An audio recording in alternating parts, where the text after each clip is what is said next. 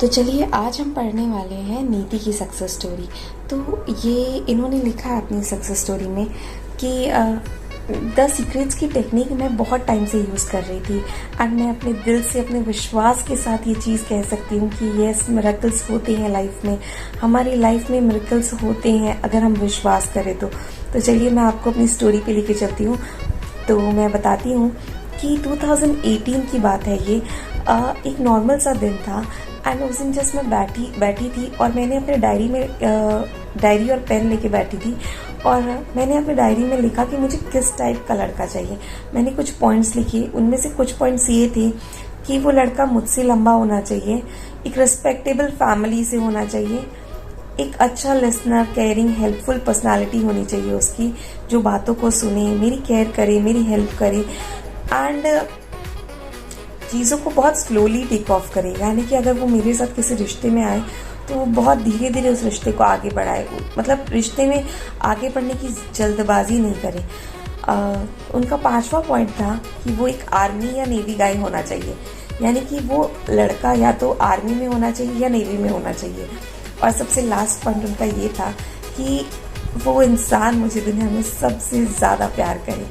एक लड़की को क्या चाहिए और इससे ज़्यादा, राइट। तो उन्होंने जब ये लिखा ना तो वो कहती हैं कि मेरे माइंड में ये अपने आप ही ये पॉइंट्स आते गए और मैं लिखती गई और मैंने कभी इन चीज़ों को लेके सेकंड थॉट दिया भी नहीं कि मुझे इसमें कुछ करेक्ट करना है या कुछ नहीं करना है। एंड उन्होंने बोला कि मुझे बस विश्वास था कि हाँ, मुझे एक अच्छा पार्टनर मिलेगा। मैंने इन पॉइंट्स को लिखा एंड मैंने जस्ट एक बार प्रे किया भगवान को कि हाँ, मुझे ट्रस्ट है, मुझे इन सारी क्वालिटीज़ वाला पार्टनर मिल रहा है एंड मैंने फिर उसको छोड़ दिया। ऐसा नहीं कि मैंने डेली उन चीज़ों के पीछे प्रेयर किया कि नहीं मुझे ऐसा लड़का चाहिए, ऐसा लड़का चाहिए। मैंने बस अपने विश को भगवान के पास रखा, प्रेयर किया और बस छोड़ दिया हमेशा के लिए। कुछ महीनों बाद मैंने एक डेटिंग ऐप डाउनलोड किया, फर्स्ट टाइम मेरी ज़िंदगी में, एंड कुछ ही स्वाइप्स के बाद मुझे एक लड़का दिखाई दिया जो कि मिलिट्री मैन था। वो इतना हैंडसम था कि मैं स्पीचलेस हो गई उसको देखते ही। कुछ टाइम बाद हमने अपने नंबर्स एक्सचेंज किए, हम फॉर्मली चैट करते थे। थोड़े दिन बाद जब हमारी बातें हुई, जब हम एक दूसरे को थोड़ा समझने लगे तो हमने प्लान किया कि हम मिलेंगे। बट मीटिंग इतनी अच्छी नहीं हुई क्योंकि उसकी पोस्टिंग दूसरी जगह पे होनी थी एंड पॉसिबल नहीं हो पाया वो मीटिंग होना जो हम चाहते थे कि जिस तरह से पॉसिबल हो। तो सब चीज़ें हड़बड़ी में ही निकल गई एंड वो एक डिफरेंट स्टेट में चला गया अपनी पोस्टिंग के बाद और मैं एक डिफरेंट स्टेट पे थी। मुझे थोड़ा बुरा लग रहा था बट मैंने छोड़ दिया भगवान के ऊपर कि इतना अच्छा लड़का था, इतनी अच्छी रिस्पेक्टफुल बैकग्राउंड से था कि ये इतना अच्छा है, ये मुझसे इतना अच्छा दिखता है, इसका बैकग्राउंड इतना अच्छा है एंड इसका सब चीज़ इतना अच्छा है, तो ये मेरी जैसी लड़की में इंटरेस्ट क्यों लेगा। मैंने अपने बारे में ऐसे सोच के उस चीज़ को लेट गो कर दिया और फिर मैंने ज़्यादा ध्यान नहीं दिया क्योंकि मैं बहुत ज़्यादा कॉन्फिडेंट नहीं थी उस टाइम पे। मैंने उसका नंबर भी डिलीट कर दिया, मैंने उसको सोशल मीडिया पे भी अनफॉलो कर दिया एंड चीज़ों को जाने दिया। कुछ साल बीते एंड धीरे धीरे मैंने खुद पे काम किया, पता नहीं किस लिए, बट मेरा सेल्फ कॉन्फिडेंस ग्रो करने लगा। मेरे फ्रेंड्स मुझे मेरी ग्रेस को लेके कॉम्प्लीमेंट करने लग गए। मैं पहले से ज़्यादा कॉन्फिडेंट हो गई थी एंड जिस तरह से मैं खुद को कैरी करती थी मुझे बहुत अच्छा लगता था। मेरा थॉट प्रोसेस, मेरी बात करने का तरीका, जो मैं एक बहुत ही अंडर कॉन्फिडेंट लड़की थी, आज मैं एक बहुत ही ब्यूटीफुल और रिस्पेक्टफुल वुमेन बन गई हूँ। ये बोलती है कि फास्ट फॉरवर्ड करते हैं जून 22 में। तो एक रैंडम सा दिन था, सडनली उसी बंदे का मैसेज आया मेरे पास एंड मैं शॉक्ड हो गई एंड मैं गुस्सा भी थी कि अब ये क्यों आया है मेरे पास फिर से। कुछ मैसेजेस में बात हुई हमारी थोड़ी बहुत एंड हम फिर से बात करने लगे। कुछ दिनों बाद में इन्होंने अपनी फीलिंग्स को कन्फेस कर दिया कि ये मुझसे प्यार करते हैं। बट उस टाइम ना मैं कुछ ज़्यादा फील नहीं करती थी इनके लिए अब, क्योंकि मैं किसी और को डेट कर रही थी इस टाइम पे। हम अभी भी दूसरे स्टेट्स पे थे एंड कुछ सेंस नहीं बन रहा था एक दूसरे से बात करने का और मुझे इनके लिए वो फीलिंग्स भी नहीं आ रही थी। सो मैंने इनसे बात करनी छोड़ दी फिर से। नवंबर 2020 में वो मेरी लाइफ में वापस आए और हमने फिर से कुछ मैसेजेस एक्सचेंज किए, हमारी बातें फिर से होने लगी। ईश्वर का इशारा देखो, यूनिवर्स का प्लान देखो, किस तरह से बार बार छूटने के बाद में भी हम फिर से मिलते रहे, फिर से हमारी बातें होती रही। फास्ट फॉरवर्ड टू जून 21, मेरा जो बॉयफ्रेंड था उससे मेरा ब्रेकअप हो गया क्योंकि हमारा रिलेशनशिप बहुत ही टॉक्सिक हो गया था।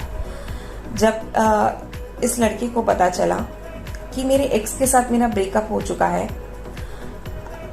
उन्होंने मुझसे फिर से पूछा कि क्या हम एक दूसरे को डेट कर सकते हैं। His words was, just come on a date with me. Once if you don't like me, you can happily go with someone else. ये लिखते हैं कि उस लड़की ने उनको बोला कि आप सिर्फ एक बार आओ मेरे से मिलने, हम एक दूसरे को डेट करते हैं। अगर आपको मैं पसंद ना आऊँ तो आप अपनी मर्जी से किसी भी इंसान के साथ चले जाना, मैं आपको कभी कुछ नहीं बोलूँगा। उनको लगा कि यार इसकी थिंकिंग कितनी अच्छी है। एंड ये शायद वही है जो हर लड़की को चाहिए। और क्या चाहिए हर लड़की को कि एक इंसान जो उसके साथ रहना चाहता है वो उसकी भावनाओं की कदर करे, उसको उसके थिंकिंग की रिस्पेक्ट करे कि अगर वो नहीं चाहती है उसके साथ रहना तो वो उसको छोड़ दे, ज़बरदस्ती ना करे। एंड फिर एक मिरेकल हुआ हमारी लाइफ में, उनका ट्रांसफ़र हुआ मेरी सिटी में। सो 3 साल बाद हम फाइनली एक दूसरे से मिल रहे थे। हमने डिनर डेट्स किए, हम डिनर पे गए, हमने अब साथ में सनराइजेस देखा एंड हम कई बार लंच पे भी साथ में जाते थे। मुझे इतना अच्छा लगने लगा कि मैं बता नहीं सकती हूँ। हम बहुत ज़्यादा तो नहीं मिल पाते थे, बट हम एक भी अपॉर्चुनिटी नहीं छोड़ते थे जब भी हमें मिलने का मौका मिलता था। कुछ दिन बाद उनका ट्रांसफ़र एक दूसरी कंट्री में हो गया। ओफो, लॉन्ग डिस्टेंस रिलेशनशिप। ऐसे भी दिन होते थे जब हम बात तक नहीं कर पाते थे, कुछ हफ्ते गुजर जाते थे, बट एक चीज़ थी हम दोनों के बीच, जो प्यार था ना हमारे बीच में, जो लॉयल्टी थी वो बहुत मजबूत थी। और हमारा फेथ एक दूसरे पे और इस यूनिवर्स पे बहुत मजबूत था, जो हमें इस दरिया में भी हमें एक बोलते हैं ना कि नाव डूब जाती है, तो हमारी नाव चल रही थी। इतने पानी में भी हम आराम से फ्लोट कर पा रहे थे। यानी कि हमारा रिश्ता लॉन्ग डिस्टेंस होने के बाद भी बिल्कुल बेहतरीन तरीके से चल रहा था। बातें नहीं होने के बाद में भी हम एक दूसरे की ताकत बने हुए थे। ये फेज टफ था बट गुजरता गया। हम एक दूसरे की स्ट्रेंथ थे। एंड देन बोलते हैं ना, भगवान का अपना तरीका होता है चीज़ों को भेजने का, हमारी विशेष पूरी करने का। तो कुछ मिरेकल होने लग गया हमारी लाइफ में। फाइनली एक दिन आया जब हम मिले और उन्होंने नीचे बैठ के मुझे प्रपोज किया शादी के लिए। और हमारे परिवार की ब्लेसिंग्स के साथ हमारी शादी हो गई। हमने फेरे लिए, हमने एक दूसरे को वचन दिए। आज हर दिन एक ब्लेसिंग की तरह लगता है, हर एक वेट वर्थ वाइल लगता है। भले ही लॉन्ग डिस्टेंस था बट हमने बहुत अच्छे से मेंटेन किया। सडनली एक दिन मेरी नज़र गई मेरी उस चेकलिस्ट पे, मेरे उस पॉइंट्स पे जो मैंने अपने ड्रीम पार्टनर के लिए लिखे थे। मेरा सबसे पहला पॉइंट कि वो इंसान मुझसे लंबा होना चाहिए। मैं 5.6 इंच फुट की हूँ एंड वो 6 फुट का है। डेफिनेटली वो मुझसे लंबा है। मेरा सेकंड पॉइंट, वो एक रिस्पेक्टेबल फैमिली से होना चाहिए, जो कि मेरा पार्टनर रिस्पेक्टेबल फैमिली से है। वो एक केयरिंग हेल्पफुल पर्सन होना चाहिए एंड